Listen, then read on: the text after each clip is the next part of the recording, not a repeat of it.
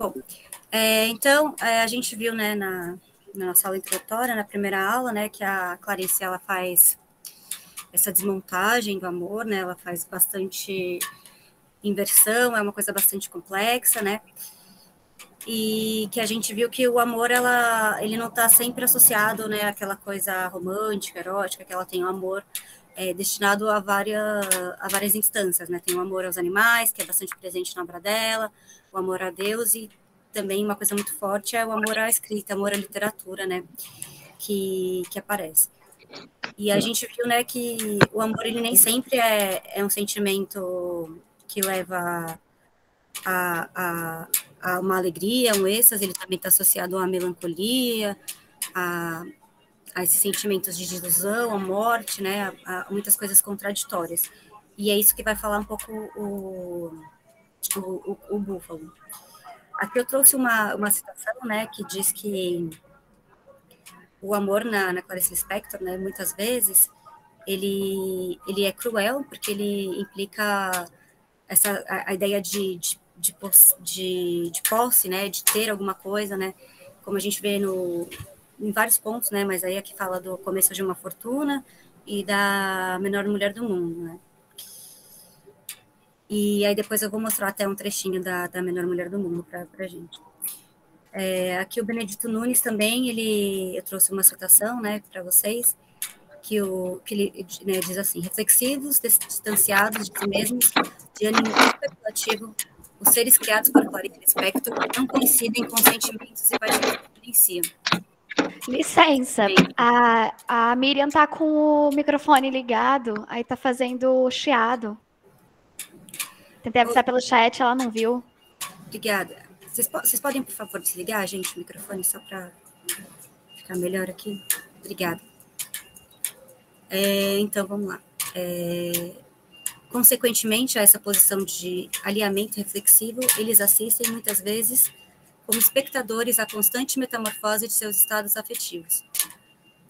O que é agora amor, no instante seguinte, pode tornar-se ódio.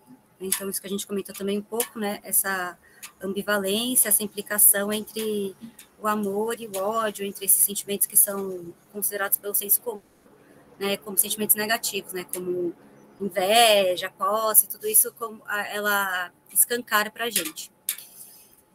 Então, a gente chegou aqui, né, a ver, a Clarice, ela escreveu muitas crônicas, né, ela trabalhou em jornais, né, a Clarice, embora ela tenha sido reconhecida ainda em vida, né, como uma grande escritora, ela tinha bastante questões financeiras, então ela trabalhou bastante, né, como ela fez traduções, ela trabalhou como jornalista, então ela escreveu aí bastante crônicas.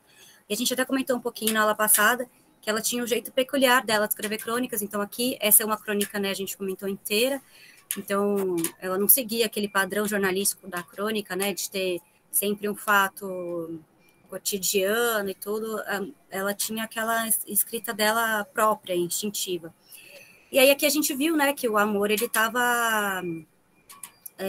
aqui ela mostra um lado positivo do amor, né, e ela exalta que a gente tem que viver, desfrutar, e que ele está associado aí à vida, né, então o amor e a vida devem ser vividos em oposição à morte, né, que até a gente comentou de uma outra crônica que ela traz, Ao Correr da Máquina, em que ela interliga, né, faz essa interligação de amor e morte, como nesse trechinho aqui, meu Deus, como o amor impede a morte, né? Aí a gente então comentou, né, que o amor, ele tem tudo isso, assim como a escrita, né, que é uma maldição, mas uma maldição que salva, o amor também tem todas essas faces aí múltiplas, né? Foi até aí que a gente foi, certo? Aí eu não queria saber, né, eu falei que a gente teve os problemas de conexão todo na última aula, eu queria saber se alguém, né, queria fazer algum comentário sobre essa crônica, se alguém teve alguma ideia, algum comentário, né, quer fazer alguma conexão com alguma coisa que a gente comentou, com alguma outra coisa, pode ficar à vontade.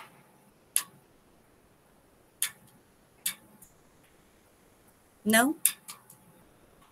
Tudo bem, então. Então, a gente vai passar para a próxima crônica que a gente tinha combinado, né, de ler, que se chama Uma Revolta. Ela também é bem curtinha, né, e também foi publicada aí no jornal. Então, ela é assim, Uma Revolta. Quando o amor é grande demais, torna-se inútil. Já não é mais aplicável. e nem a pessoa amada tem a capacidade de receber tanto. Fico perplexa como uma criança ao notar que mesmo no amor tem que se ter bom senso e senso de medida. A vida dos sentimentos é extremamente burguesa. Então, né, aqui a gente já vê pelo título, né, que é uma revolta, então ela cai tomada por um sentimento, né, intenso, de descontentamento, e esse descontentamento aí parece ser pelo excesso de amor, né? Então, ela fala sobre a questão da utilidade, né? O amor grande demais se torna inútil. Então, para ela, que nos parece dizer essa crônica aqui é que tem que haver esse bom senso, né? Tem que ter um equilíbrio, uma medida, né? Tem que ter uma sabedoria, né? Tem que ter essa medida e esse equilíbrio. E a gente não pode exceder, né? O que o outro pode receber, porque aí já não, bom, seria amor, seria voracidade, né? Talvez seja outra coisa, né? Então, não sei. Aí talvez a gente pode pensar que ela diferencie amor de paixão, né? Que existem, né, vários estudos também sobre isso. E aí na paixão a gente tem esse excesso, né? Como marca, né? E ela parece querer se afastar disso, né? Querer assim uma coisa mais equilibrada, né? Que seja mais usada com sabedoria, né? Então, porque aí o apaixonado, né? Ele vivenciaria essa paixão, né? De corpo e alma. A gente vê até no Fragmentos de um Discurso Amoroso, né? Do Barthes, que ele fala sobre isso. E a Clarice parece querer uma coisa mais equilibrada. Eu acho que é interessante a gente parar para pensar, né, nesse último trecho, né? A vida dos sentimentos é extremamente burguesa, né? Porque ela faz essa associação entre o excesso que ela está criticando, né? Esse amor grande demais, esse amor inútil que se torna inútil, com, com as atitudes burguesas, né? Com essa desmedida da burguesia, com essa vida burguesa que excede em sentimentos, né? Mas que toca pouco esse real da vida, que é o que a Clarice está buscando sempre, né? Esse real, esse âmago, esse centro, né? Então, a gente pode pensar que é um pouco disso, né? Assim, que ela quer ultrapassar essa sentimentação da vida burguesa. Em Paixão Segundo GH, ela traz isso também, né? Que ela afirma que a vida está, assim, empapada de sentimentos humanos, e ela quer desumanizar essa vida para trazer esse âmago, esse cerne da coisa, esse cerne coisa, né? Que é justamente essa busca toda da Clarice, que é aquela coisa que se subverte, né, em relação ao domínio do outro, que que não se deixa tomar, assim, né, que não se deixa submeter ao olhar do outro, né? Então, essa coisa para Clarice. Deixa eu ver, alguém que levantou a mão, Elaine, né? Pode falar, Elaine. Isso, eu queria fazer um comentário, porque eu acho que essa crônica, ela tem uma ligação com aquele conto O Amor. Até eu comentei com você que eu tinha achado que era o conto O Amor que era para ser lido, né? Porque nesse conto, a história é uma dona de casa que o amor dela, eu entendi isso como um amor burguês, esse amor mais mediano, né? Então, você ama a família, ama os filhos, ama a sua casa, ama cuidar, né, desse ambiente e das pessoas que estão aí envolvidas. Mas no conto O Amor, a personagem, ela experimenta um amor desmedido. Eu acho até um amor santificado, assim. Eu associei muito um amor de santos, assim, sabe? Um amor que transcende mesmo o Mais humano. transcendental. Isso. E ela sente dor, é um amor que dói. Então, eu entendi que a gente tem que ter essa medida no amor, porque garante uma certa sanidade, senão eu acho que a gente perde um pouco os eixos, entendeu? Então, eu acho que essa palavra burguesa, eu achei interessante ela usar, mas eu acho que no sentido de ser contido mesmo, você tem que conter, porque senão a gente não aguenta.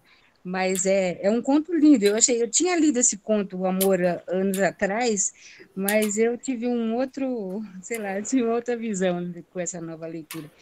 E eu acho que tem uma ligação da crônica com esse conto. Eu achei muito interessante. Ah, muito legal. Eu gostei muito da associação. E o que você falou tem todo sentido mesmo. Em Clarice tem muito isso, né? De os personagens geralmente assim têm esse momento de revelação, né? De epifania, que a crítica costumou, né, chamar de epifania. E eles se abrem então para esse amor, assim, né, para essa descoberta do mundo, né? Só que é como você falou, né? Depois eles precisam voltar, eles precisam se conter, porque senão você não aguenta, né? Porque é dolorido, você vê o mundo na sua crueza, né? Sem as nossas capas protetoras, e realmente é isso que você falou, né? A gente não aguenta por muito tempo, né? Porque isso daí beira a desrazão, beira a loucura. E aí a gente pode observar que a maioria dos personagens da Clarice, eles têm esse momento e depois eles voltam para a vida cotidiana, a vida normal, né? Que todos nós temos e que a gente passa assim, né, fechar os olhos para muita coisa, porque a gente realmente não aguenta. E aí a gente vê alguns poucos personagens, né, da Clarice que ultrapassam essa barreira, eles percebem a vida descortinada, assim, né, sem as capas, né, como a Laura, da Imitação da Rosa, né, ou a personagem lá dos Obedientes, que é não sei se vocês conhecem também, que é um casal que tinha um casamento muito descontente, e eles sempre, né, tentavam não perceber isso, faziam os fatos cotidianos, eles muito infelizes, mas acostumados, né, assim, para nem perceber a infelicidade. E aí, quando eles, de repente, ela fala, né, quando um pé afunda, aí já é tarde demais. Aí você está lá e percebeu, e se você não conseguiu voltar atrás, e aí eles acabam, né, acaba tendo suicídio. Então, ela fala, né, esse conhecimento perigoso, né? Isso mesmo, né? Muitas vezes eles voltam para a vida burguesa, como no Conto Obsessão. Então, na maioria das vezes eles né, têm esse momento de revelação, mas eles voltam, porque se a gente ficar sempre, né, olhando como a Clarice faz, minuciosamente, né, dissecando tudo, tirando nossas capas protetoras, a gente fica sem proteção e a gente realmente baqueia. A personagem do Búfalo, ela procura ali o ódio, a gente vai ver também, né? Ela quer tanto, tanto, tanto, mas ela tem um preço, né? No final, ela tá lá diante do Búfalo e ela, né, fala, olha para o céu, a gente tem essa morte que pode ser encarada como metafórica, mas é bem isso mesmo, não é fácil sustentar isso, né? Acho que a gente não consegue sustentar o tempo todo mesmo, né? Deixa eu ver. Bruna, né? Pode falar. Sim, além dessas questões que falaram também, principalmente esse final da vida dos sentimentos ser extremamente burguesa, me fez lembrar muitas outras histórias também. Não só da Clarice, porque também, realmente, que nem você falou, eu lembrei da Paixão Segundo o GH, mas também lembrei de outras coisas. Pensei na questão dos exageros mesmo, que a gente via muito no romantismo e tudo mais. Aquela ideia das pessoas que não estão vivendo a vida cotidiana, e aí elas vão entrando tanto no amor que elas não conseguem notar o que está acontecendo, não conseguem ser comedidos, não conseguem segurar a intensidade. Lembrei esqueci o nome, do Jovem Werther. O começo eu esqueci. O Goethe. Lembrei dele, lembrei de uns outros livros que tem todas essas questões. Lembrei até um pouco de Machado por causa do Bentinho também, dessa coisa dele não ter uma vida de trabalho, né? E aí ele vai entrando tanto nessa questão dele amar tanto que ele vai ficando paranoico, ele vai ficando outra coisa. E também pensei nisso também, quando estava lendo.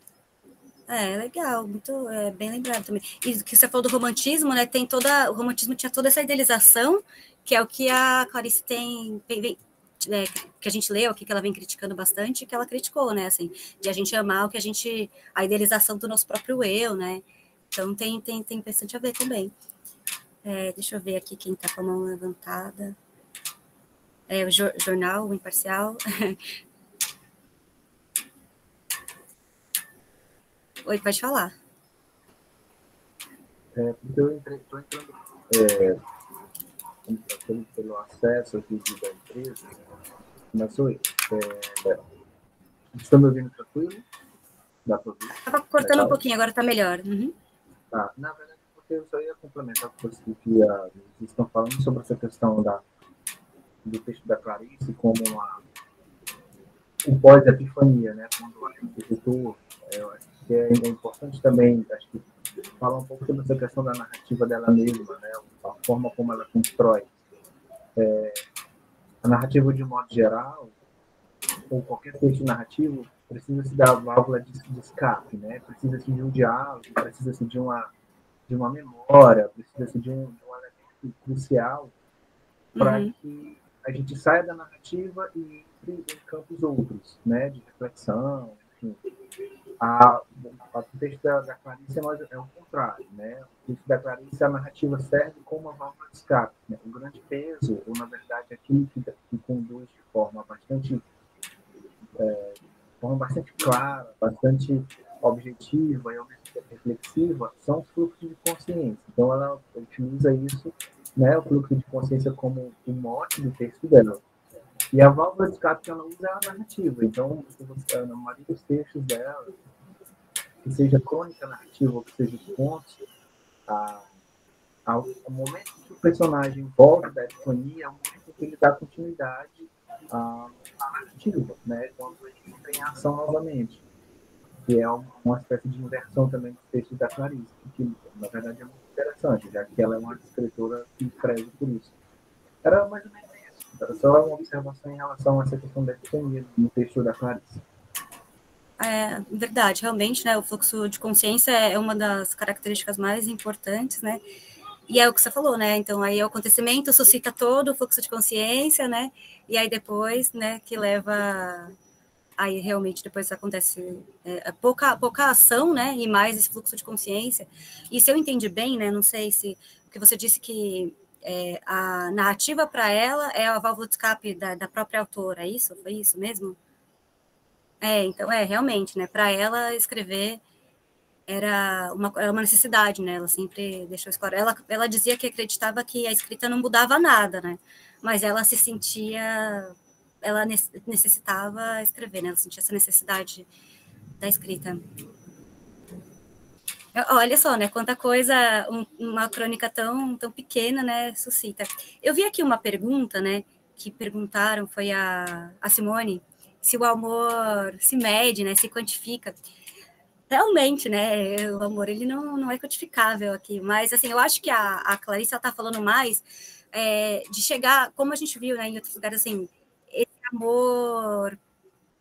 amor real, assim, né, que pode ter às vezes esse amor, assim, que é todo derramado, tudo isso, mas não toca essa coisa, não toca o cerne, essa coisa, assim, não sei como que vocês entendem isso, assim, mas a Clarice era muito disso, né, de buscar o primitivo, o real, né, aquela coisa toda, então, mas eu acho que o comentário da Elaine foi muito pertinente também, né, de falar disso, né, do amor aí, né, desse amor da vida burguesa, que é o amor só, essa coisa cotidiana que a gente vai vivendo no automático também, né, e a Clarice tem muito de ir contra isso, né, a gente pegar esse cotidiano e dar uma olhada ali na barata que está ali e aumentar tanto isso que vai trazer uma revelação, que às vezes pode tocar o divino e tudo isso, né. Tudo bom, gente. Alguém quer comentar mais alguma coisa?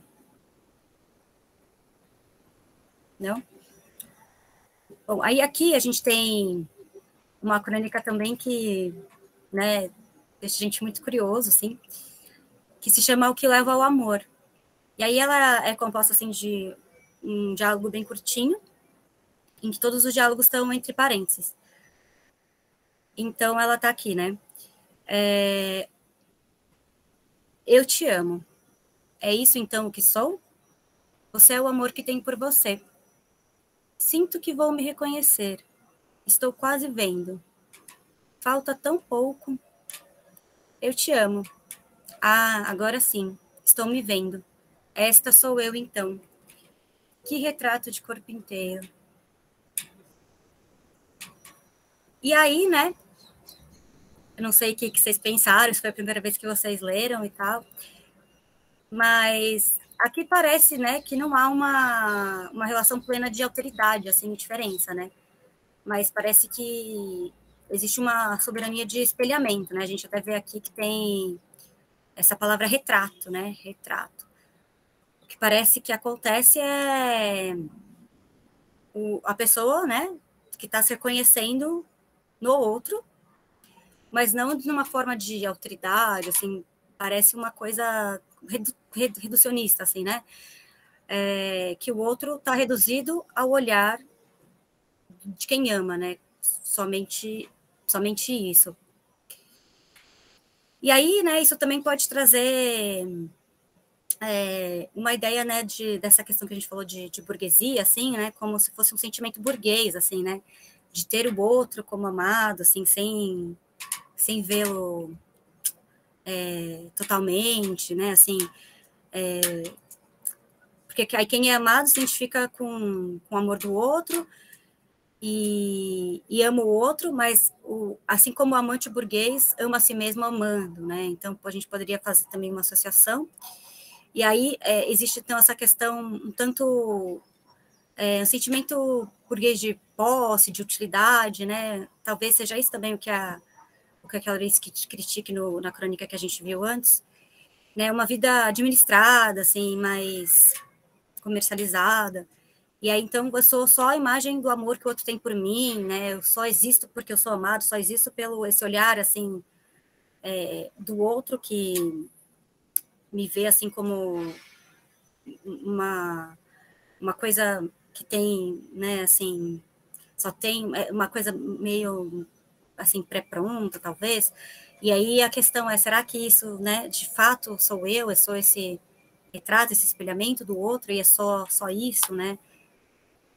Então parece que tem assim, essa pessoa tá ofuscada pelo amor, assim, né? Então é como se tivesse uma espécie de anulamento, assim, uma anulação, né, desse sujeito em face do amor, assim, que é uma coisa que a gente vê que acontece bastante, principalmente na fase da paixão, né, que a gente, às vezes, quer abrir muito abrir mão, né, e existem muitos relacionamentos também, né, que a gente quer abrir mão dos nossos próprios interesses e desejos, e, assim, em função do outro, né.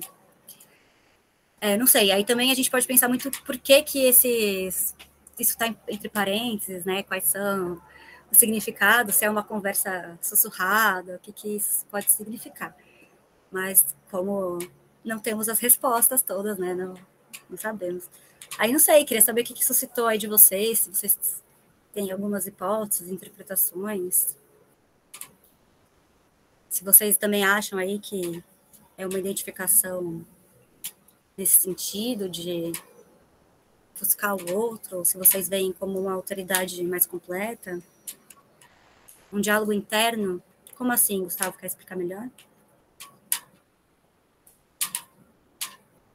Ela com ela mesma. Uhum. Como se ela estivesse querendo um amor. Legal. Um amor às escondidas.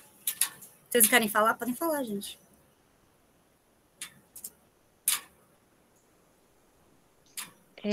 Eu gostaria de comentar uma coisa. Eu acho interessante essa fala, assim, quando você fala para alguém, você é meu amor, ou você chama de meu amor, né? Então, parece que a prioridade ali é o sentimento, né? Não é a outra pessoa em si. E eu acho interessante que no diálogo, assim, ela só se vê quando o outro se declara também, né? Eu amo você. Então, quando ela ouve a contrapartida, aí parece que ela existe e se vê também, não é? Interessante isso. Mas eu acho que é difícil você ver a pessoa na totalidade, né? Não é possível. Então, eu acho que por isso que o amor ele se prioriza, o sentimento ele se prioriza, porque você quer ver o melhor do outro. Não sei, é um diálogo tão simples, mas é muito profundo, assim. É difícil, né? É bem isso, né, que a Clarice faz, né? Ela pega uma coisa cotidiano, uma coisa que parece muito simples, aí quando você vai analisar, meu Deus, né, quanta coisa.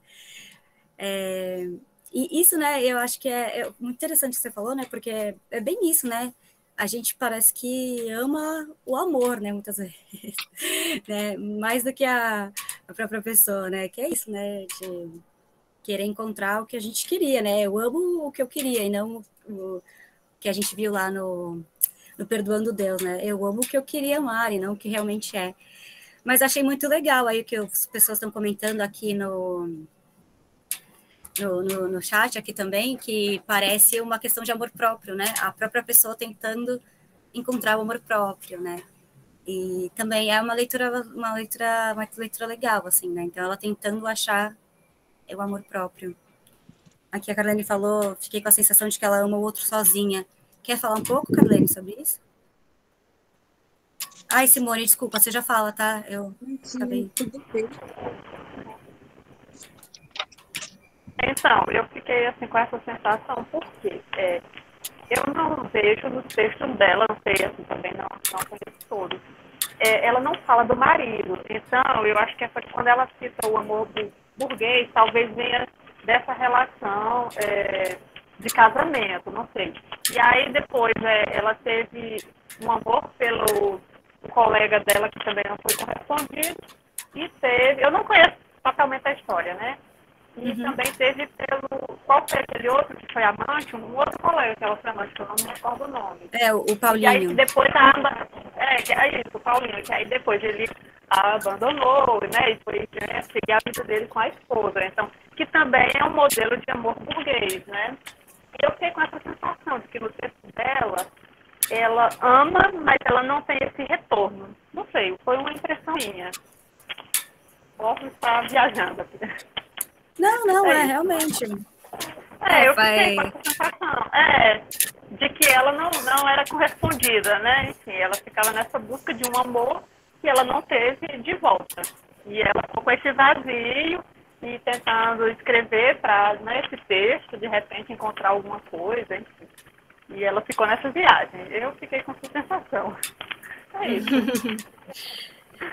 Não, com certeza, né? As experiências da vida dela influenciaram bastante, né, na escrita. Simone, quer falar? Sabe, eu pensei um pouco sobre essa questão dela querer, do fato lá dela falar no texto dela, da questão da mãe, que ela nasceu para curar a mãe. Me deu a impressão que esse texto aqui dela, ela quer validar a existência dela. O fato dela dizer que veio ao mundo para salvar a mãe, tudo na vida dela tem que ser validado. Ela tem que ter uma justificativa para amar. Então, assim, ela precisa, assim, ela não pode só amar, ela tem que validar isso, ter uma função, esse amor dela, dar essa sensação. As coisas para ela não são simples, né? Amar, respirar, viver, é tudo assim, tudo tem que estar sacramentado, validado. Entendi. Como o amor dela também teria que ter uma função, é isso? Parece que ela tem que estar fazendo alguma coisa. O fato dela amar não é suficiente, né? Ela precisa validar isso. E parece que me dá uma sensação que é meio sofrido. Esse amor dela é uma sofrência que ela tem aqui desse amor, né? Não dá a impressão que ela está feliz com esse amor. Exatamente, né? A Clarice, ela sempre tem essa mistura aí de sentimentos, né? Tem uma frase dela que diz: estou sofrendo de amor feliz. Então, até o amor feliz faz ela sofrer. Então, é sempre muito, muito complexo tudo isso, né? Então, isso que a gente falou, né, do olhar do outro, aqui eu tô vendo até que a Brenda comentou, né, citando o Lacan, né, que é realmente isso, né, a gente se percebe, o eu não existe sem o outro, né, a nossa constituição depende do olhar do outro, né? O olhar, ele é muito importante, tanto na literatura clariciana como na psicanálise, né? A gente depende desse olhar, e acho que isso que a Simone falou também, né, tá em consonância com isso, essa validação que ela quer do outro, né, é isso, né, assim, a gente quer... Muitas vezes a gente vê isso, assim, a gente fez alguma coisa ou a gente sente alguma coisa, mas a nossa história é isso, né? Por isso que existem tantas narrativas desde sempre, né? Se acontece, a gente não compartilha, a gente não conta, é como se não acontecesse, né? A gente precisa do outro, a gente precisa contar, a gente precisa disso. Então, a gente precisa muito realmente desse outro, a gente não é nada sem esse outro, mas o que me parece, assim, muito que presente na obra da Clarice, é esse medo da fusão com o outro que cause um aniquilamento, né? Então, do eu. Então, assim, o eu se fundir nesse outro, né? E aí, de repente, o sujeito desaparece, né? Assim, quase que desaparece em função disso. Tanto é que, numa aprendizagem no Livro dos Prazeres, a gente vê que a Lore, Ulisses, ele propõe que eles só tenham, assim, esse encontro amoroso, a realização amorosa, quando ela se conheça, tem esse autoconhecimento, e o encontro deles amoroso no final, né, do livro, já estou dando spoiler, né, não sei se vocês já leram, mas quando acontece, não pressupõe essa fusão entre os amantes e tudo, cada um, eles vão ter um encontro amoroso muito intenso, mas eles vão manter a sua... Cada um vai ter o seu sujeito aí separado, né, que é o que a Clarice, acho que, né, queria isso muito, muito presente, assim. Mas a gente já viu, né, que, assim, uma frase da Clarice aí suscita milhões de reflexões, milhões de coisas, nada é fácil, né, porque ela quer esse real, e esse real aí é difícil mesmo, né, a gente quer chegar lá, mas nunca vai chegar, e quando a gente se aproxima, é difícil de sustentar aí, né. Alguém quer falar? Simone, você quer falar? Eu que não abaixei sua mão, né? Ou você quer falar de novo? Então obrigada. Tá? Imagina. Alguém quer comentar mais?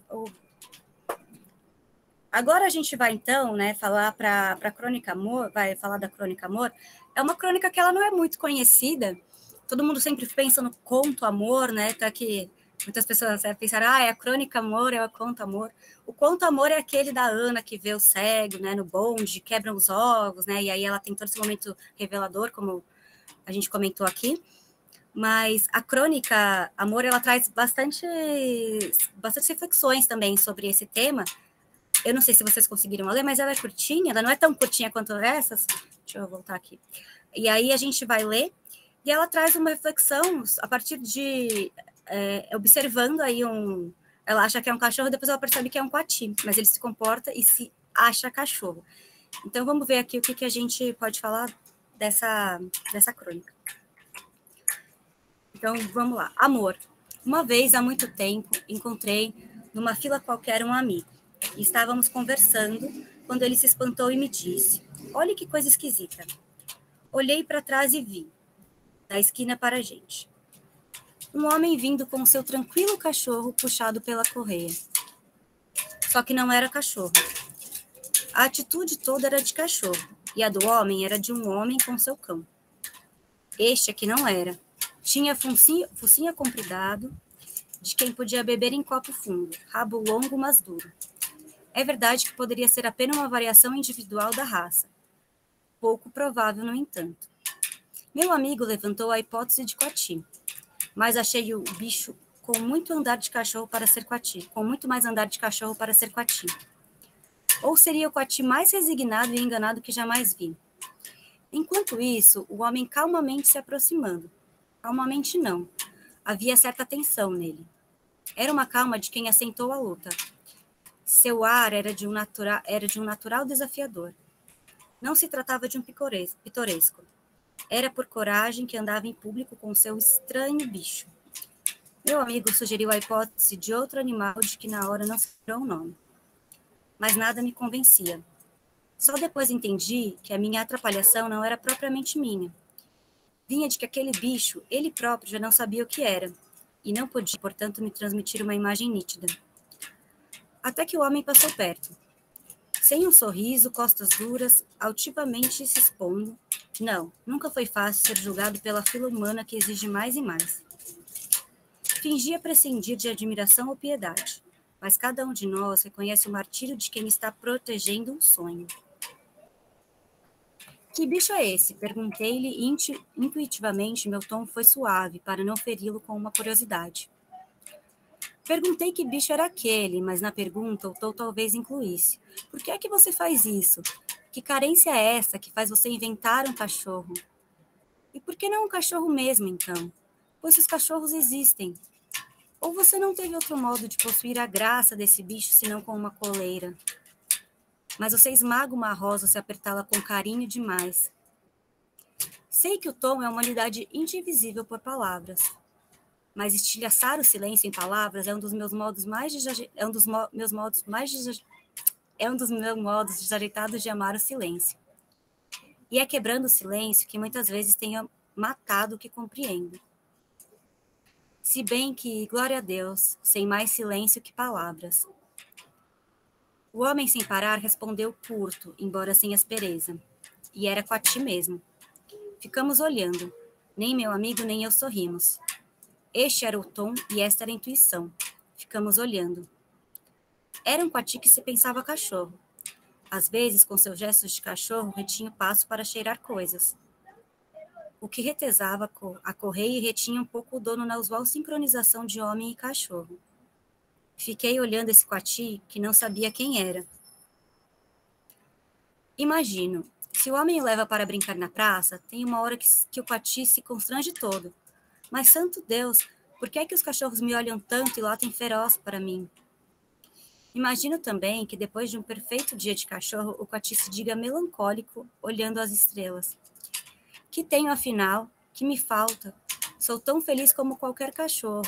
Por que então este vazio e essa nostalgia? Que ânsia é essa? Como se eu só amasse o que eu não conheço. E o homem, o único a poder livrá-lo da pergunta, esse homem nunca lhe dirá quem é ele para não perdê-lo para sempre. Penso também na iminência de ódio que há no Coati. Ele sente amor e gratidão pelo homem, mas por dentro não há como a verdade de existir. E o Coati não só percebe que o odeia, porque está vitalmente confuso. Mas se ao Coati fosse de súbito revelado o mistério de sua verdadeira natureza, estremeço a pensar no fatal acaso que fizesse esse Coati se deparar com outro Coati, e neste reconhecer-se. Ao pensar nesse instante em que ele ia sentir o mais feliz pudor que nos é dado, nós, bem sei que ele teria direito, quando soubesse, de massacrar o homem com ódio pelo que de pior que você pode fazer a outro ser, adulterar-lhe a essência a fim de usá-lo. Eu sou pelo bicho, e tomo partido das vítimas do amor ruim, mas imploro ao Coati que perdoe o homem, que o perdoe com muito amor, antes de abandoná-lo. Deixa eu só autorizar aqui a entrada. É um conto aí, né, que a partir da observação de um animal, traz também bastante reflexão sobre o que é o amor e esse sentimento de posse, né, de essa alteridade aí que aparece, né, esse amor que adultera a essência, né, traz umas imagens bastante fortes, né. Vamos voltar aqui para o começo para a gente poder falar um pouquinho melhor dele. Então, né, ela aí, né, a personagem, a narradora se depara com um Coati que parece cachorro, e eles ficam aí pensando, né, será que é Coati, será que é cachorro, será que é um outro bicho? E aí ela fala, né, ou seria o Coati mais resignado e enganado que jamais vi. Então ela traz essa ideia de resignação, de conformação, que remete aí para um tipo de amor que ela está trazendo como não amor, né? Que não é o amor ao qual ela quer se aproximar, né? Um amor que tem essa ideia de enganação, de resignação. E então ela diz pra gente aqui, né? Que o bicho, aquele bicho, ele próprio já não sabia quem era. Então, daqui a pouco a gente falou, né? De anulação, né? Então, O homem queria tanto, né, um cachorro, que ele fez dele um cachorro. Então, ele projetou aí, né, o ideal que ele queria do amor e queria transformar esse outro no que ele queria que ele fosse. E aqui é interessante a gente ver, né, que ela fala aqui, né, que quando ela vê o homem, que cada um de nós reconhece o martírio de quem está protegendo um sonho. Então, assim, ela critica essa atitude do homem, mas também ela, né, assim, traz essa ideia de que, assim, eu tô reconhecimento que também nessa pessoa que está fazendo isso com o Pati tem um sofrimento, né, tem esse martírio, e que ele está protegendo um sonho, ele está protegendo esse ideal dele, que ele está querendo fazer que o Pati se encaixe. Então, ela critica, mas ela também, né, traz essa ideia de uma ideia de espécie de perdão que ela retoma aí no final, né?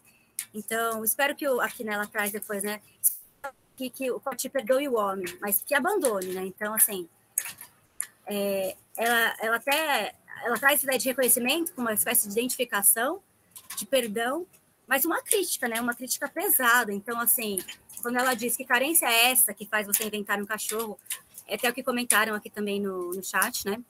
Que essa carência nossa que faz a gente criar todos esses ideais e inventar tudo isso no outro, projetar tudo isso, exigir do outro o que a gente quer, colocar nossas demandas, esquecendo das demandas do outro, esquecendo que ele também é um sujeito desejante, que ele tem as suas próprias, né, os seus próprios desejos. Só um minutinho, deixa eu só parar esse barulho aqui.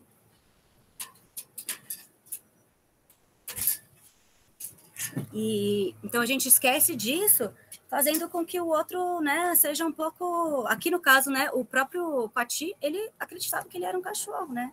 Ele acabou acreditando nisso. Então ela é bem enfática aqui, né? Que carência é essa que faz você inventar um cachorro? E por que não um cachorro mesmo? Então, se existem cachorros, né, por que você não foi procurar, então, alguma coisa mais perto do que você queria, né? Por que tentar fazer esse cachorro aí ser o que você queria, né? Então, dizendo que é uma coisa cruel isso, né? Que o homem estava fazendo. E aí, essa ideia da coleira, né? Aqui que a gente tem... Deixa eu aqui, né? Que eu não destaquei, mas assim, traz essa ideia da coleira, né? Tem outro termo que eles usam, né? Para falar que ele estava preso. E essa ideia de esmagar, né? A Clarice fala bastante de esmagar também nos livros, né? Tem uma aprendizagem, ela fala bastante de esmagar rosas. E essa ideia de novo aqui aparece carinho demais, né? Então, o que a Clarice traz, né? A mulher melhor do mundo, ela também traz isso, que formas escuras, esse amor, esse carinho pode atingir, assim, né? Isso é carinho, é amor, então, né? Isso é posse, pode ser outra coisa, então, mas a gente sabe que nossos sentimentos também são transpassados por isso, né? Então, ela está aí, né, fazendo a gente refletir sobre a nossa forma de amar, né, como seres humanos aqui. E aí, depois, né, uma coisa que aparece aqui bastante, que também é um tema, né, da Clarice, o silêncio aqui, esse silêncio, estilhaçar o silêncio em palavras é um dos meus modos mais rejeitados de amar o silêncio, né? A Clarice, ela tem bastante amor pelo silêncio, né? Ela ama as palavras, ama a literatura, mas ela acha que o melhor jeito de dizer é o silêncio, porque quando a gente fala alguma coisa, a gente está deixando de dizer milhões de outras coisas, né? Então, o melhor jeito de dizer seria o silêncio. Então, ela está falando aqui, né? Estilhaçar o silêncio em palavras. É um jeito de amar o silêncio. É o jeito que ela consegue, né? Assim, porque é o jeito que ela consegue se aproximar, é com palavras, né? Não tem jeito dela tentar chegar a esse real, essa coisa, sem usar as palavras. Então, esse é o paradoxo da Clarice, né? De querer chegar ao silêncio usando as palavras. E é uma coisa aí que causa também esse sofrimento também para ela, né? E ela acha, né, ó, e é quebrando o silêncio que muitas vezes tenho matado o que compreendo. Então, ela mata o que ela compreende, quebrando o silêncio. Então, um jeito de não entender é quebrar o silêncio, é usar as palavras, né? Então, para Clarice entender melhor o silêncio. Mas ela escreve muito, né? Não para de produzir. Então, esse é o paradoxo, né? Mas ela fala aqui, né, que sabe mais que palavras, sabe mais silêncio. Então, que bom, né, ela diz. Enfim, e aí ela retoma, né? Eles ficaram olhando, e o olhar aqui, ó, o olhar, ele aparece muito na obra da Clarice, né? Como a gente falou, né? Tem o olhar do outro, e na obra da Clarice, os bichos, que também são super presentes, eles olham para Clarice de volta, né? Geralmente. A gente vai ver o búfalo lá no conto do búfalo, que os animais, eles olham de volta, né? Essa questão da animalidade como uma coisa muito central, e eu não me animalizo, né? Não, eu não humanifico os animais, eu me animalizo, eu sempre falo errado essa palavra. Então, ó, esse Coati, ele tá aí sem saber quem ele era, ele perdeu ele perdeu alguma coisa nessa relação aí com esse dono. E aqui vem uma parte interessante também, né? Não sei se vocês veem aqui como eu, mas parece que quando ela começa a perguntar, né? Por que os cachorros olham e latem para mim, né? E ela imagina o Coati melancólico, que eu tenho, afinal, que me falta, como se eu só amasse o que eu não conheço, né? Essa ideia de vazio, de nostalgia, parece também que essa narradora está projetando as próprias inquietações dela, a própria falta dela, nesse Coati, imaginando que ele não se conhece, assim como ela, né? Também está tentando se conhecer, porque ela também não se conhece, né? E aí, né, para a gente terminando também, que senão a gente não vai conseguir nem falar do búfalo, ela fala da iminência do ódio, né?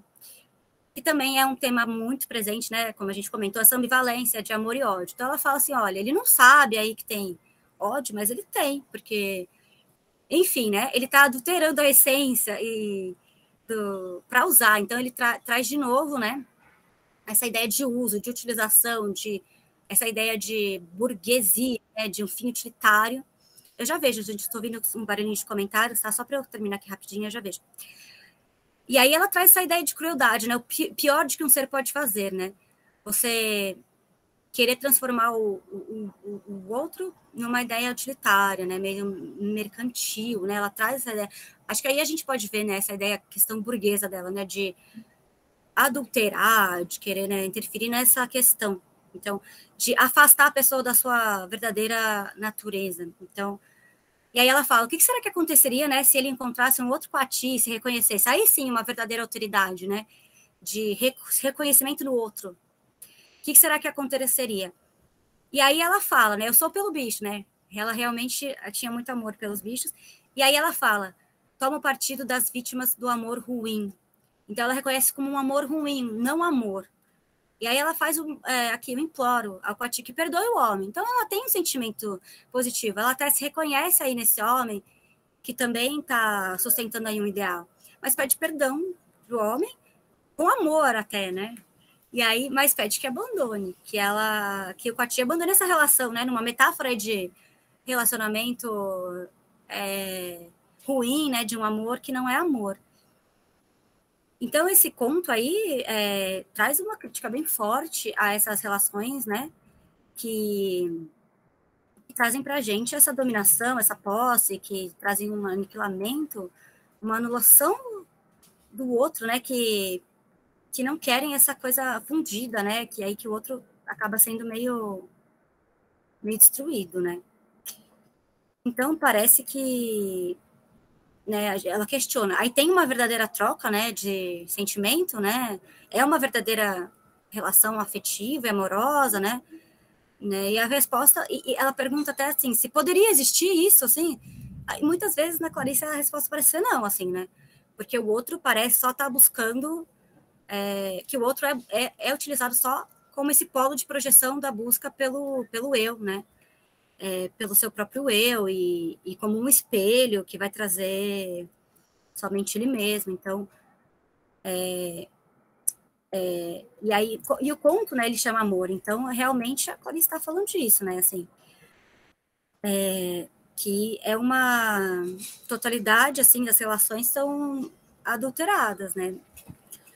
Então, que a ideia é que a gente precisa desconstruir aí esse ideal de amor, né, e se relacionar com uma forma inteira, sair desse narcisismo que quer fazer do outro o que a gente precisa, o que a gente quer, desse sonho do outro que transforma, né, o outro em cachorro, que transforma o coati. Então, aí que a gente vê até uma citação aqui que eu trouxe da Maria Homem, que traz, assim, essa questão da carência, né?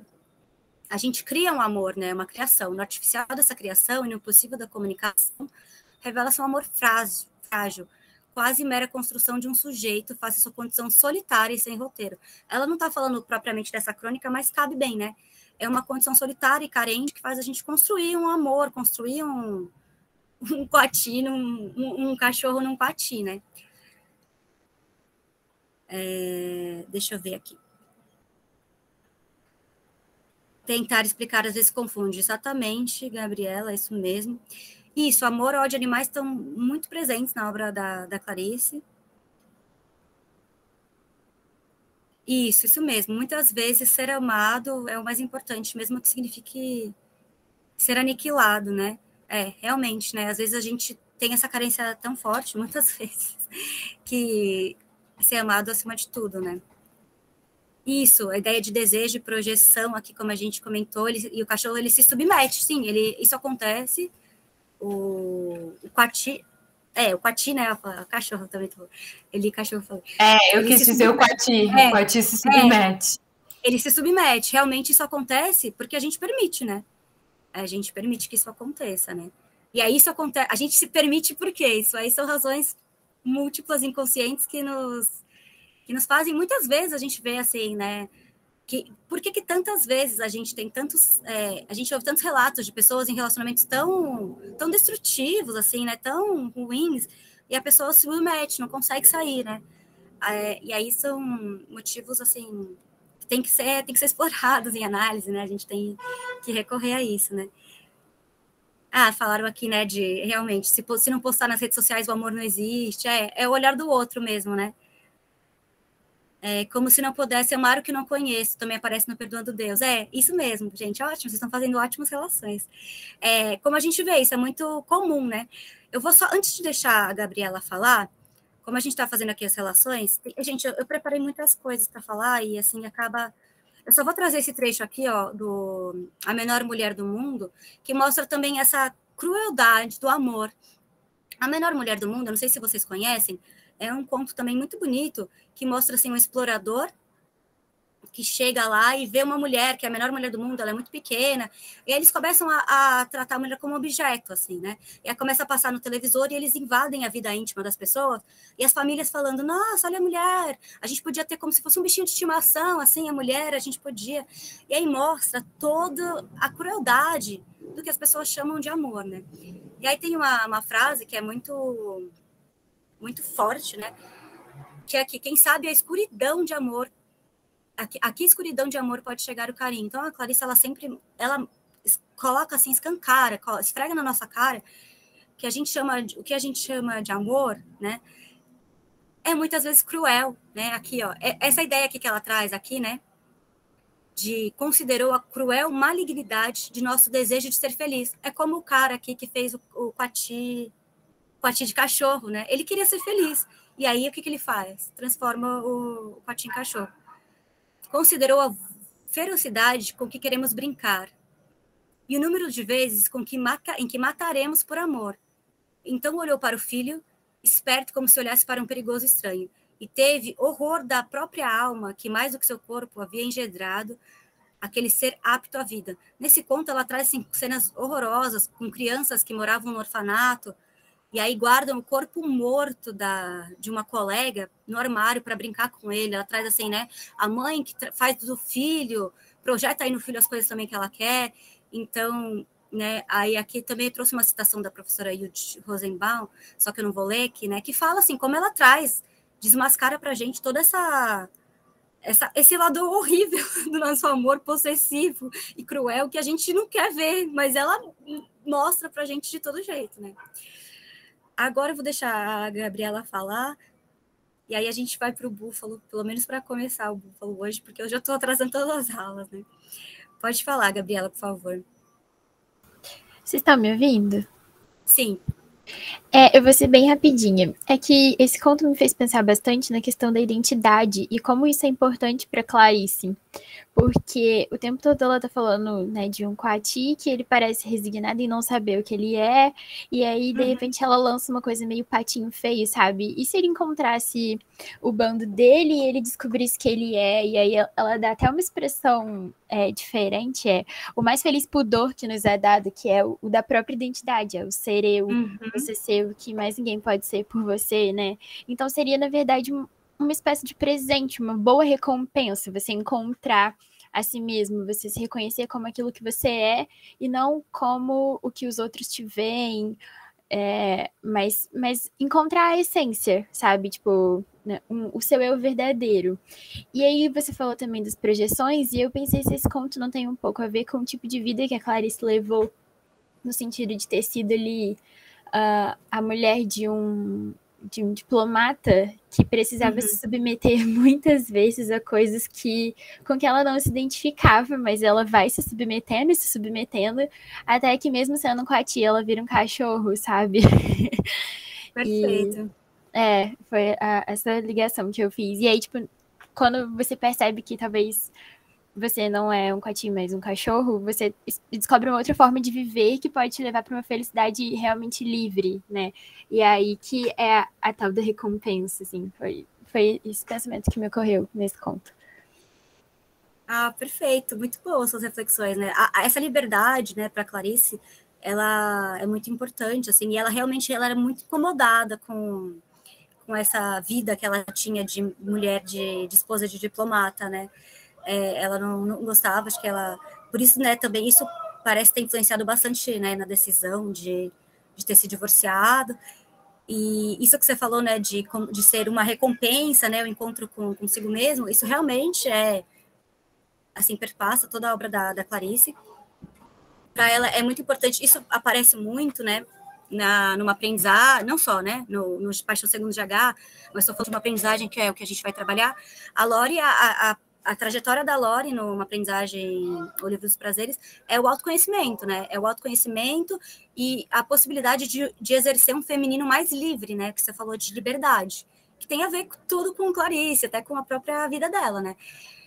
Ela, até essa questão do divórcio, na época, não era bem visto, assim, né? Não era nada bem visto. Eles chamavam de desquitada, uma mulher desquitada. E a Clarice, ela foi muito à frente do seu tempo, né? Assim, tudo que ela falava e tudo. Ela nunca foi de fazer, assim, de ser panfletária, né? E tudo, mas ela fez muita crítica social do jeito dela, né? Assim, sem ser panfletária. E é isso mesmo que você falou, assim, ela acha que é o autoconhecimento, assim, ela busca o autoconhecimento, ao mesmo tempo que ela fala que o entendimento é a pior coisa que podia acontecer, mas ela busca a obra inteira esse autoconhecimento, né? E ela faz com que nós, leitores, também busquemos, né? Porque a gente não sai impune de ler tudo isso, né? A gente lê isso e fica, meu Deus, né? O que é isso? Gente, muito, muito, muito legal essa troca que a gente está fazendo. Alguém quer falar mais alguma coisa? Eu acho que a gente podia fazer um curso só sobre só essas 4 crônicas, já dava um curso inteiro, né? Assim. Deixa eu ver aqui, perdi as mensagens. Parece que... exato, né? Parece que ver é ruim, mas não ver é pior. Isso, ela fala, né, que às vezes ela provoca muito. E aí ela fala que a gente não ver, a gente se fechar aí nessas capas protetoras, no conto mineirinho, ela chega a chamar, falar que a gente fica assim num sono de sonso, né? Como se a gente ficasse cego aí para tudo que existe nesse mundo, né? Então, muitas coisas podem ser ditas do amor em Clarice, então. Mas então, se alguém quiser falar mais alguma coisa, pode falar, senão eu proponho que a gente faça pelo menos uma introdução sobre o búfalo. Aí a gente fica para a próxima aula, a gente fala sobre o búfalo e os desastres de Sofia. E os desastres de Sofia também é um conto bem longo, que também rende muita coisa, né? Acho que o curso ficou curto para tanta Clarice. Alguém quer comentar mais alguma coisa, gente?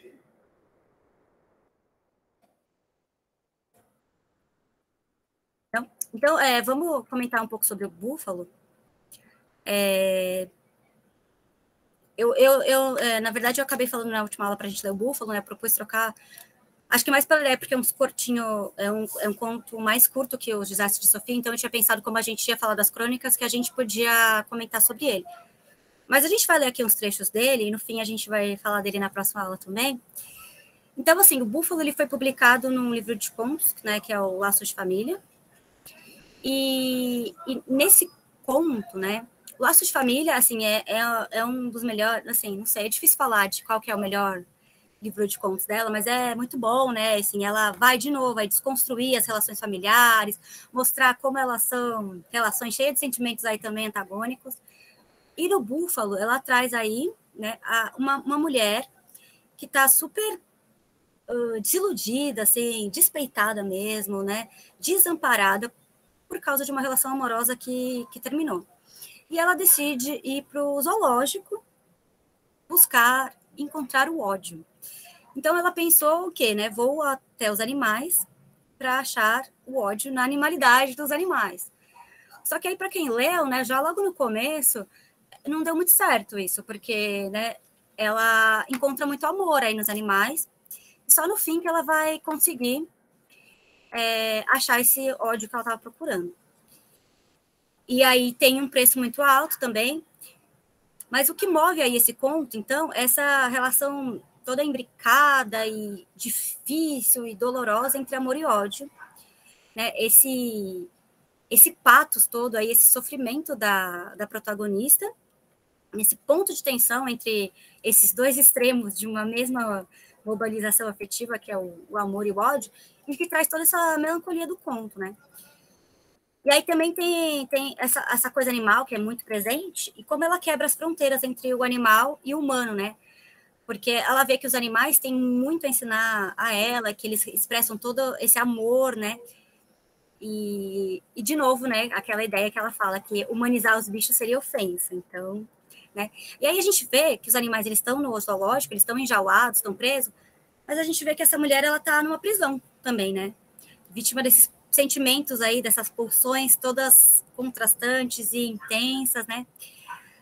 E aí essa jaula aí que ela já começa falando, tá, aponta aí um símbolo para essa prisão psíquica aí do eu, que está nessa tensão aí entre amor e ódio, né? Essa ambivalência que é ressaltada pela comunhão dos bichos que estão numa primavera, vivendo de um jeito muito contrário do que ela buscava quando ela estava procurando aí o amor, o ódio, né? Então agora eu vou só compartilhar aqui com vocês o conto, porque cadê aqui? Deixa eu ver, vocês estão vendo? Não, aqui é o Búfalo. Eu marquei aqui alguns trechos para a gente poder ler e analisar com mais atenção e ver como ela constrói, né, pela linguagem isso, né? Porque o mais bonito e o mais contrastante assim da Clarice é feito pelas palavras, né? Assim, o legal seria a gente ler o conto todo, mas é um conto longo, né? E mesmo que a gente tivesse até mais aula, seria difícil. Vocês estão vendo, né, o conto? Sim. Deixa eu ver, só a Gabriela comentou aqui que ela não está procurando o ódio em si. Espera aí que caiu aqui. Está procurando o ódio em si, ela está procurando se distrair do sentimento de rejeitando, querendo voltar a um lugar de poder, sair do lugar que foi rejeitada. Isso, realmente, a gente pode questionar o que procura, né? O que está procurando essa mulher, qual é realmente a sua demanda? Será que ela quer realmente o ódio? Isso é uma questão, é uma pergunta muito, muito válida, porque ela logo no começo, ela fala, né, que ela... lembrava a carnificina que ela viera buscar no jardim zoológico, né? É isso que ela diz que quer. Mas é um questionamento que a gente pode fazer. Será que ela queria mesmo essa carnificina? Será que é isso que ela buscava? Então, eu vou ler aqui uns pedacinhos para a gente ir conversando sobre ele. Eu vou ler o primeiro parágrafo e a gente vai comentando, né? Então, aqui ela começa já com uma adversativa. Mas era primavera. Até o leão lambeu a testa glabra da leoa. Os dois animais louros. A mulher desviou os olhos da jaula, onde só o cheiro quente lembrava a carnificina que ela viera buscar no jardim zoológico. Depois, o leão passeou enjubado e tranquilo, e a leoa lentamente reconstituiu sobre as patas estendidas a cabeça de uma esfinge.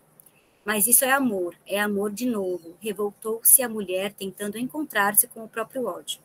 Mas era primavera e os dois leões se tinham amado.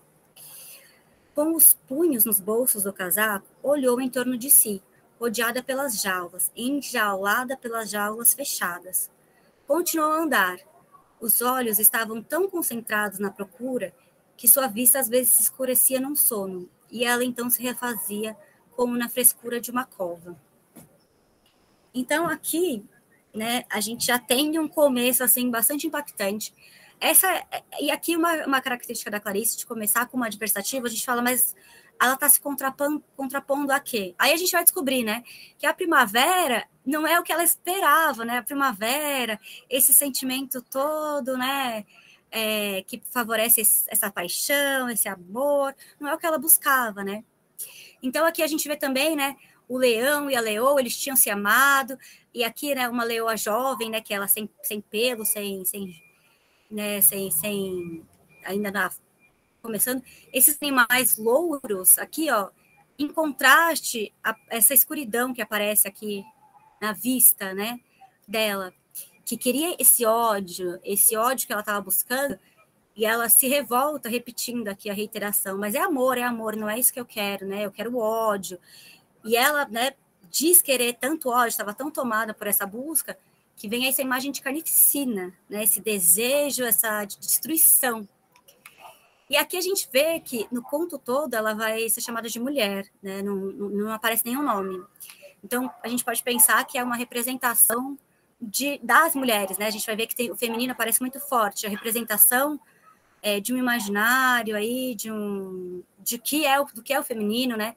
Aparecem todas as vezes as questões de perdão, desse feminino que perdoa, dessa maternidade, todas essas insígnias que aparecem associadas ao feminino que a mulher rejeita.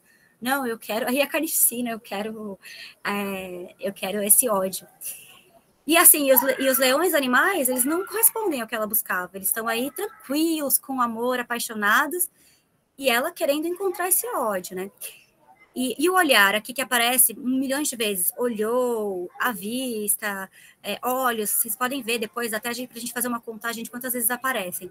Como em muitos contos, em muitas obras da Clarice, o olhar é muito importante, e nesse conto ele vai ser como o que permite a protagonista encontrar aí o seu ódio no final com o búfalo, né?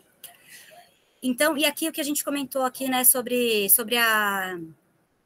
as jaulas, né, assim, esse recalque aí, as limitações dela, esse conflito aí psíquico que ela tem, né, ela tá mais enjaulada que os animais, então, esse é um pouco da ideia, né. Tudo bem por aqui? Alguém quer fazer algum comentário? Então, vou continuar aqui. Aí aqui depois, né, ela começa a falar de novo, vem adversativa, mas a girafa era uma virgem de tranças recém-cortadas, com a tola inocência do que é grande e leve sem culpa. Aí a gente vê aqui, né, a adversativa de novo, né, então, encontra o que ela buscava, e aí a gente vê aqui, ó, de novo, alguns traços associados às mulheres, e que a mulher está querendo se distanciar. A gente vê essa virgindade, essa pureza, essa inocência, né, das mulheres, que é o que ela não quer. E aqui essa repetição, né? A mulher do casaco marrom desviou os olhos de novo, doente. Essa repetição que mostra esse sofrimento, essa dor, né? Essa constante, ela está em sofrimento, assim. E aí a gente vê aqui, né? Ó, sem conseguir encontrar dentro de si o pior ponto de sua doença, o ponto mais doente, o ponto de ódio, ela que for ao jardim para adoecer. Então, aqui a gente vê, ela deixa de novo claro o que ela quer. Ela quer o ódio, ela quer a doença, ela quer encontrar aí o seu ponto mais profundo aí, a sua escuridão aí, né? Aí ela tá tentando aprender com os animais a odiar, E aí a gente vê aqui várias referências, vê como é muito sensorial, né, a escrita da Clarice nesse conto, né? O hipopótamo que é úmido. Aqui a gente tinha visto também que o cheiro quente, né? A gente vê sinestesias, tudo isso aparece bastante. E ela vê assim como é complexa a relação com os animais, né? Aqui ela fala, pois havia tal amor humilde em se manter apenas carne, tal doce martírio em não saber pensar. Aqui características bastante importantes, né? Doce martírio, isso que a Clarice faz muito, né? De aproximar duas palavras, né? Pôr um adjetivo aí doce para uma palavra com martírio, né? A gente pensa, nossa, doce martírio. Então, isso que causa na Clarice, que é uma das coisas que eu mais gosto nela, né? Essa ideia assim contraditória, né? Essa coisa antagônica, paradoxal, né? Em que ela suscita no leitor, assim, ela faz com que a gente sinta aí coisas muito, muito intensas e muito diferentes também. E aí ela fala de amor humilde, né? Em ser apenas carne, essa carne que não sabe pensar, mas que traz um doce martírio, que é muito o que a gente falou, né, da Clarice, né? Esse pensamento, esse tentar entender aí que é uma maldição, que ela não consegue não fazer, mas que às vezes, né, ser apenas carne não pensante também tem algo doce nisso, né?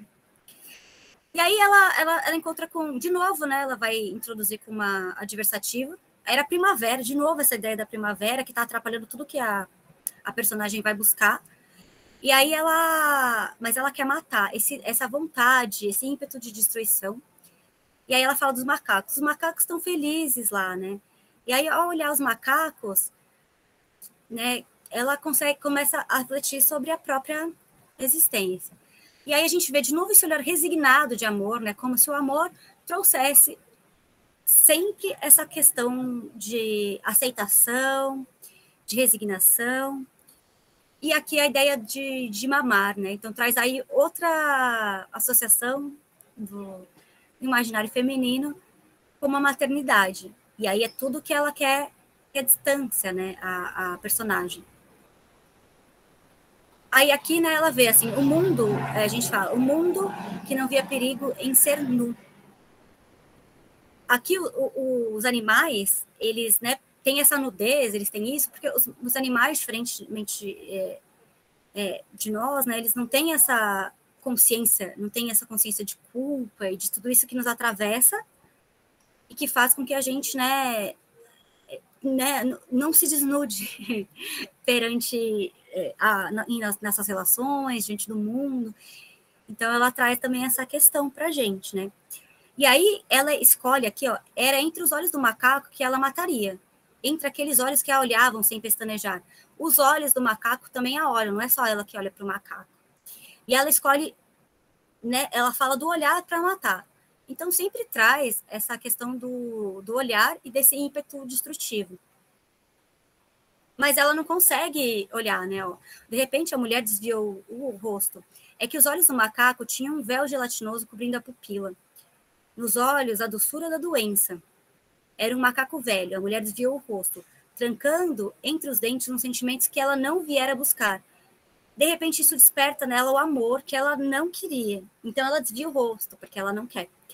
E essa ideia aqui do véu gelatinoso, né, aqui branco, essa ideia de véu que cobre, e essa ideia gelatinosa, essa materialidade gelatinosa, inconsistente, amorfa, ela é muito presente, né, na Clarice.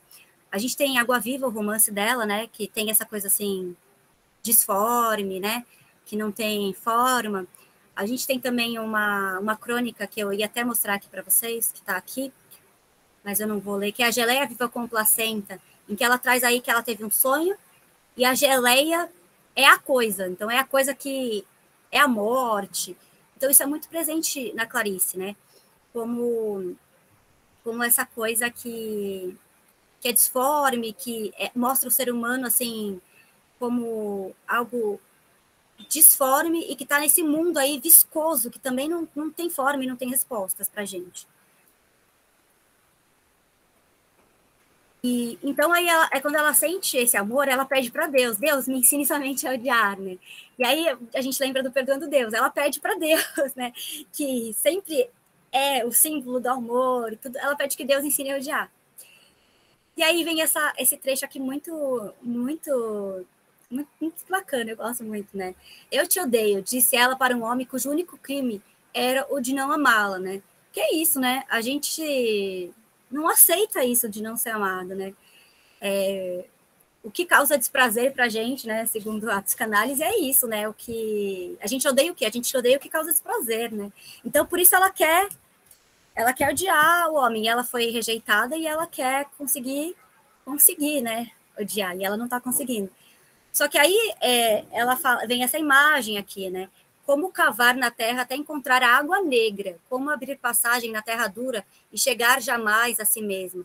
Ela vai ter que cavocar aí dentro dela mesmo para encontrar esse ódio. Porque ela, né, não está conseguindo. E aí ela vai ter que chegar a um lugar que para ela é desconhecido. E aí a situação toda, os animais não estão colaborando para isso. Aí eu vou pular aqui um pouco, né? Ela encontra o camelo, e aí no camelo ela encontra a paciência, e sempre tem essa reiteração, né? Paciência, paciência, mostrando, assim, esse sofrimento todo. Aí no camelo ela também não encontra, né? Ela só encontra, assim, paciência, essas características associadas a essa mulher que a gente sabe, né? Que a sociedade quer que a gente corresponda, né? A mulher paciente, a mulher maternal, a mulher que perdoa, né? Até tem um trecho mais para frente que ela fala, né? Essa mulher, se perdoasse, como é que é? Se perdoasse mais alguma coisa, depois eu acho aqui, né? E aí ela pergunta, quem será meu par neste mundo? E aí vem o trecho da montanha-russa, né? Foi então ser sua violência da montanha-russa. E aí, na montanha-russa, ela tem uma experiência aí, né, muito emblemática, porque lá ela encontra, né, pessoas com seus namorados, e aí também ela tem essa questão do amor, e ela fica incomodada com isso, porque as namoradas estão protegidas pelos namorados, aí traz essa questão do amor de novo, e ela não quer ver o amor, ela não quer ter a proteção, não quer nada disso, mas ela tem uma experiência que muda um pouco essa personagem, né? Ela vê o grito das namoradas, e muitas leituras fazem uma associação, né, uma leitura dessa experiência na montanha-russa como uma experiência sexual, né, como um êxtase erótico, porque ela sai toda desajustada da montanha-russa, e tem uma questão aqui que traz para a gente da igreja, né, que ela se sente toda recatada, como se ela tivesse, né, aqui ajustou as saias com recato, como se ela tivesse cometido algum pecado, alguma coisa que ela não poderia ter feito, né? E a mulher aqui traz essa questão aqui, ó. Por um momento a mulher quis, num cansaço de choro mudo, estender a mão para a terra difícil. Sua mão se estendeu como a de um aleijado pedindo, mas como se tivesse engolido o vácuo, o coração surpreendido. Então ela tem uma experiência intensa nessa montanha-russa, que não traz ainda, né, esse ódio que ela queria, e aí esse choro mudo, essa questão de não conseguir expressar, né, na sua totalidade o que ela queria. E aí ela continua, né, essa saga em direção aos bichos. Ela também encontra um Coati, né, como a gente viu, ele aparece de novo aqui, e aí ela encontra com o Coati aqui, a ingenuidade, né, de novo o Coati, que é o que ela não quer esse Coati. Aí aqui a gente, né, traz aqui algumas coisas que corroboram a ideia de ato sexual, esse gemido, né?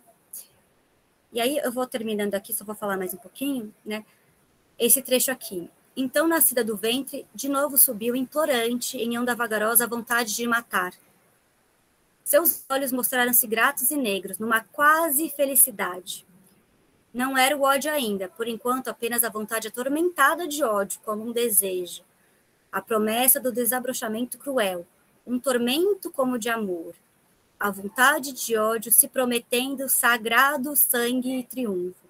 A fêmea rejeitada espiritualizara-se na grande esperança. Que trecho esse, né, gente? Assim, então, primeiro a gente pode ver que essa vontade de matar vem do ventre, né? E aí a gente vê aí uma parte feminina, né, do ventre, vem do ventre da fêmea rejeitada. Essa vontade de matar vem disso. vem do ventre, que é feminino. Aí, então, e aí quando ela fica com os olhos, né, que se finalmente, né, eles estão aí, se molham, mais negros, é uma quase felicidade. E aí, assim, quando ela tem esse quase, né, esse quase ódio, né, apenas uma vontade de ódio, vem uma quase felicidade. Então a gente vê como aí todos esses sentimentos estão muito imbricados, muito juntos, né? E a promessa de um desabrojamento cruel é um tormento como de amor. Então, assim, esse tormento de amor, o tormento de ódio é parecido com o de amor. E aqui, gente, as associações que ela faz, assim, são incríveis para mim, né? Se prometendo sagrado sangue e triunfo, né? Então, o sangue é sagrado, né? A fêmea rejeitada, ela está se espiritualizando na grande esperança. A esperança de quê? De conseguir o ódio. Então, assim, ela traz as palavras de ter esperança nessa coisa cruel, mas é um triunfo sagrado. Assim, é uma mistura, né? Assim, muito doida, né? Que a Clarice faz, assim, mostrando que tá tudo muito junto, assim, não é separado. O amor é isso, o ódio é isso, o sagrado é isso, a morte é aquilo, né? Assim, o desejo de matar é isso. Ela traz como a gente não pode separar. E aí eu já vou terminar, só para concluir, que isso está muito em consonância, né, com o que a psicanálise nos mostra, né, essa ambivalência que o Freud já trouxe para a gente, né. Na próxima aula eu vou explorar isso aqui melhor e vou terminar de fazer a leitura do conto. Como, né, o Freud, ele mostra para a gente que o ódio, ele fala que o ódio é o primeiro sentimento, né, que surge antes mesmo do amor, e ele mostra que quando ele fala sobre as pulsões, né, as pulsões e seus destinos, que o ódio pode, né, se converter em amor, e o amor, né, em ódio. Então, ele mostra também como está tudo muito junto, e isso traz uma chave de leitura para a gente ver isso aqui. Mas, aí quem não terminou de ler o conto, quem não pode ler, pode terminar de ler para a próxima aula. Aí eu termino de falar um pouco, né, eu sei que eu estou muito, mas a gente fala sobre isso, faz umas associações com a psicanálise, que traz, né, o que é o ódio para a psicanálise, o que é o ódio, como esses dois afetos estão aí associados, e aí a gente abre para discussões. E aí o Desastre de Sofia, né, também, ele traz muitas coisas, né, mas também traz uma questão, né, da ambivalência entre amor e ódio, e traz o amor pela escrita, né, da Sofia. Então aí a gente combina assim, para a próxima aula, a gente faz termina o Búfalo, fala dos Desastres de Sofia, e aí a gente faz uma discussão, né, sobre o Búfalo na próxima aula. Mas agora, se alguém quiser comentar alguma coisa, não tiver o tempo muito apertado, se alguém quiser comentar alguma coisa por enquanto, pode ficar à vontade.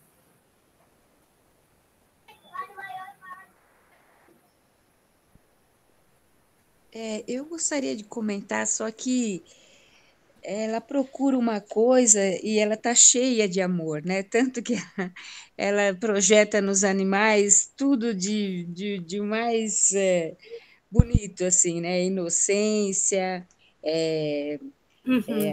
os macacos felizes, o amor nos leões, né?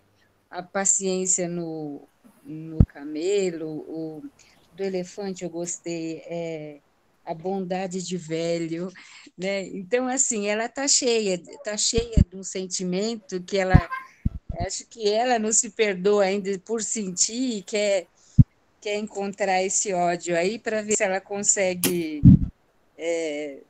continuar sobrevivendo, né? Mas assim, uma primeira impressão. É isso mesmo, ela tá cheia, ela tá se forçando, né, a querer sentir, né, esse ódio, né? Isso mesmo.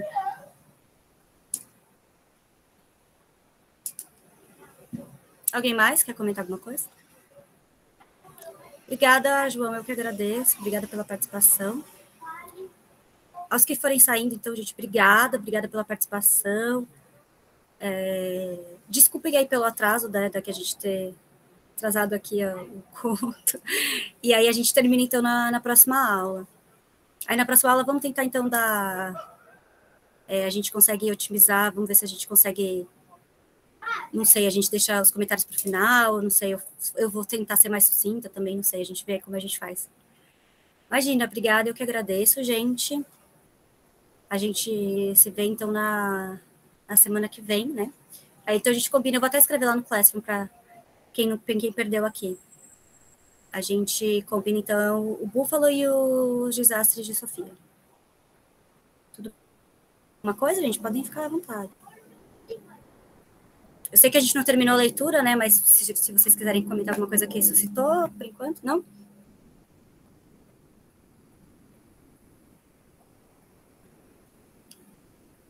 Bom, então tá, gente. Então a gente se vê na terça, tá bom? Bom fim de semana, gente. Até. Tchau, tchau.